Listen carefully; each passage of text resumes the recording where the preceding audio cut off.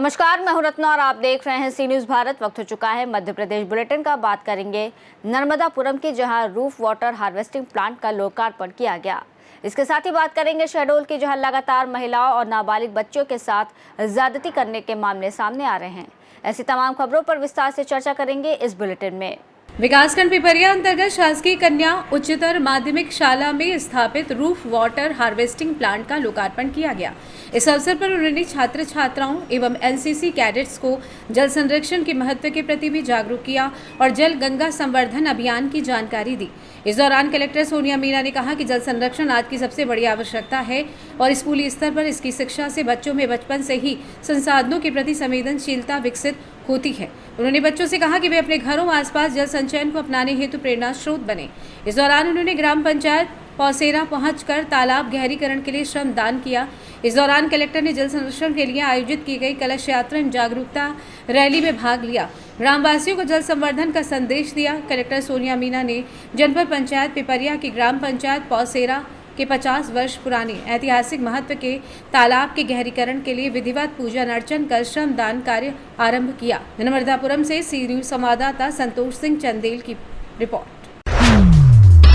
शहडोल जिले में लगातार महिलाएं एवं नाबालिग बच्चियों के साथ ज्यादती करने के मामले सामने आ रहे हैं।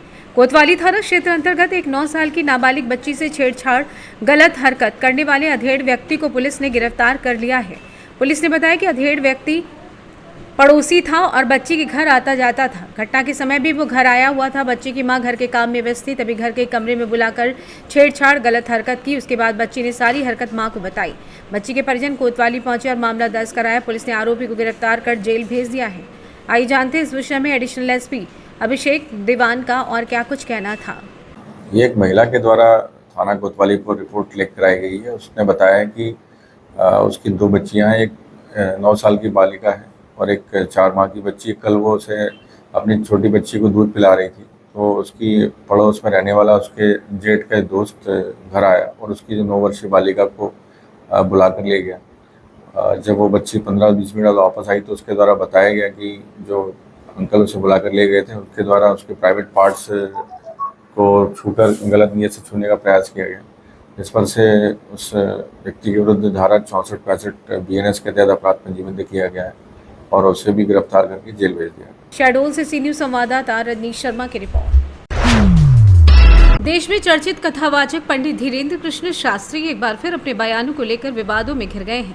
महाकुंभ 2025 के दौरान प्रयागराज में दिया गया उनका बयान, महाकुंभ में हर व्यक्ति को आना चाहिए, जो नहीं आएगा वो पछताएगा और देशद्रोही कहलाएगा।